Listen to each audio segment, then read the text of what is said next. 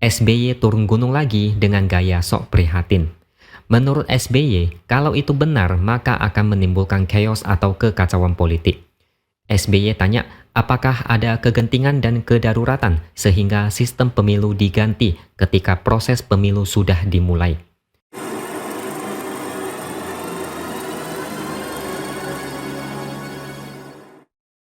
Halo, bertemu lagi dengan saya X Hardy di Opini Seaword.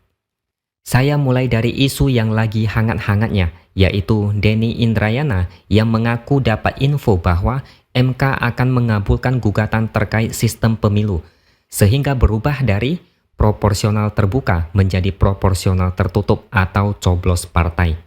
Dia nggak bilang info itu dia dapat dari mana. Dia cuma bilang dari sumber yang sangat terpercaya kredibilitasnya dan bukan dari hakim konstitusi.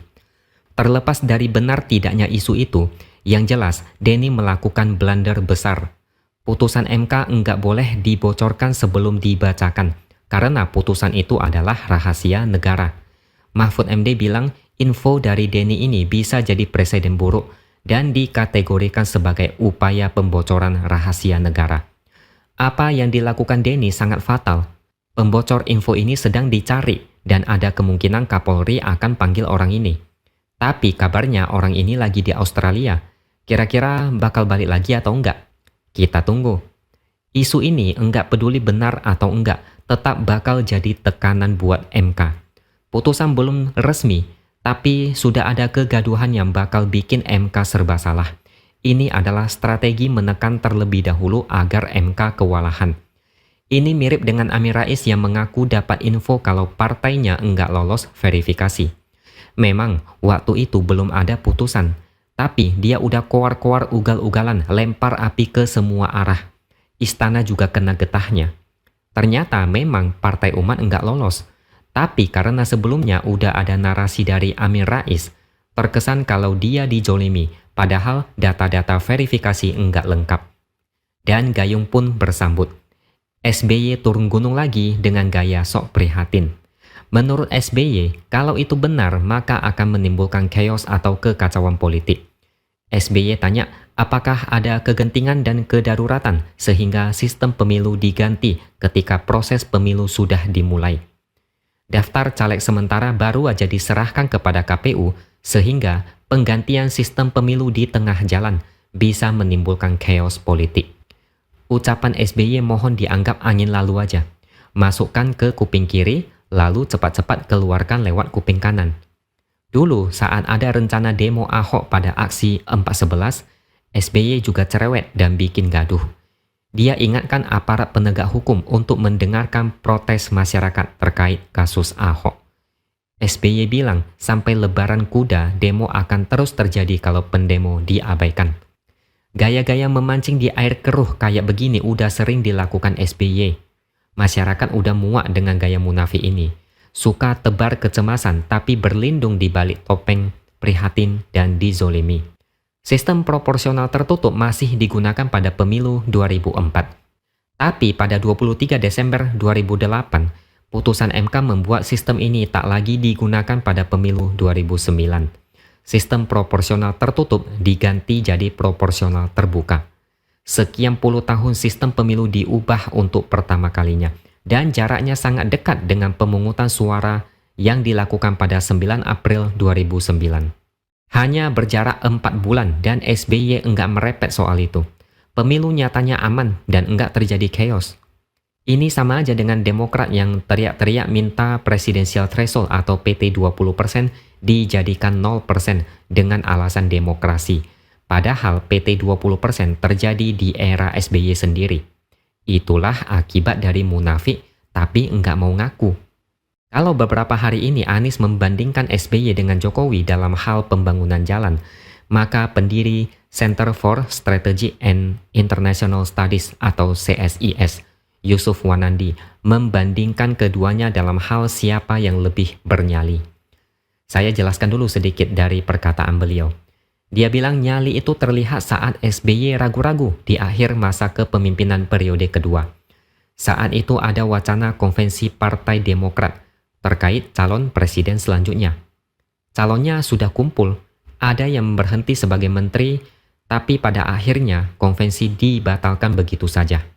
Sedangkan Jokowi di akhir periode kedua terlihat cukup bernyali.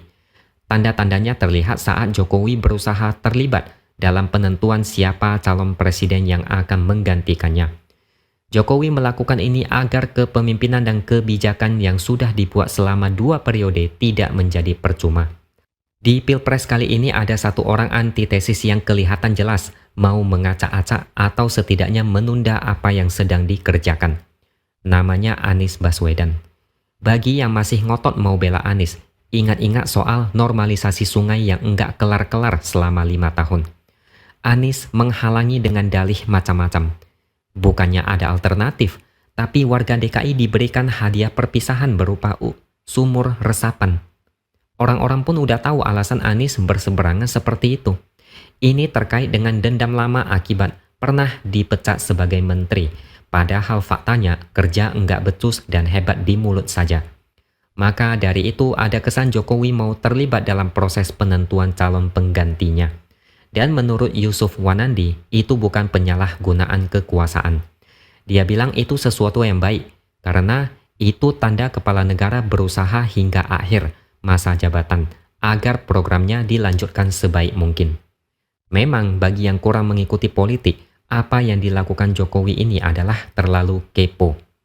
Tapi selalu ada keyakinan bahwa ganti presiden akan berakibat ganti kebijakan. Kalau presiden selanjutnya tidak berseberangan, maka pembangunan aman. Tapi kalau presidennya dari kubu sakit hati, negara ini bakal jadi kayak mainan. Pembangunan bukan didasarkan pada kepentingan banyak orang, tapi lebih kepada pelampiasan dendam. Ada banyak program yang butuh waktu lama untuk diselesaikan, di antaranya IKN yang baru dimulai, sebagian ruas jalan tol yang tak selesai, kebijakan stop ekspor tambang mentah. Presiden berikutnya bisa aja hentikan itu semua dengan berbagai macam alasan. Bicara soal stop ekspor tambang mentah, negara lain siap melawan dengan cara menunggu presiden antitesis berkuasa. Kalau itu terjadi, hilirisasi akan game over. Indonesia takkan jadi negara industri maju dan stuck di fase negara berkembang selamanya. Jokowi pernah ambil alih blok Rokan dari Chevron dan blok Mahakam dari Total E&P. Freeport yang puluhan tahun dikuasai asing berhasil direbut kembali oleh Jokowi. Presiden berikutnya yang antitesis bisa aja bikin itu semua kembali dikuasai asing. Banyak negara yang enggak senang dengan Jokowi yang sulit didikte. Jokowi pasti paham soal ini dan langkah caturnya selama ini untuk memastikan pembangunan tetap lanjut tanpa diacak-acak. Belum lagi satu orang yang kelihatan bernapsu, sebut aja Bapak Kumis. Banyak yang bilang selama Jokowi menjabat, lahannya kekeringan. Makanya dia dukung habis-habisan satu orang kesayangannya agar jadi presiden. Kalau berhasil, lahannya bisa jadi subur lagi. Makanya kita selalu menyuarakan agar jangan sampai capres antitesis berkuasa. Yang ditakutkan adalah ada aroma sakit hati saat bikin kebijakan. Jadi kalau Jokowi diadu dengan SBY, maka SBY itu enggak ada apa-apanya. Kerjanya cuma sedih dan prihatin di media sosial. Jokowi nyalinya gede meskipun badan kecil. Petral yang konon disebut sebagai sarang mafia migas berani dibubarkan Jokowi. Pengelolaan SDA berani direbut Jokowi dari tangan asing. Jokowi berani melawan balik negara yang ngambek karena ekspor bahan tambang di stop. Jokowi juga berani mengusut kasus BLBI. Kira-kira SBY punya nyali segede itu enggak? Latar belakang dari militer. Tapi soal nyali kalah telak dari Jokowi yang dulunya cuma tukang mebel. Oke, sekian dulu opini dari saya. Jangan lupa subscribe channel ini supaya makin berkembang dan tuliskan komentar Anda. Terima kasih sudah menonton dan sampai jumpa lagi di lain kesempatan.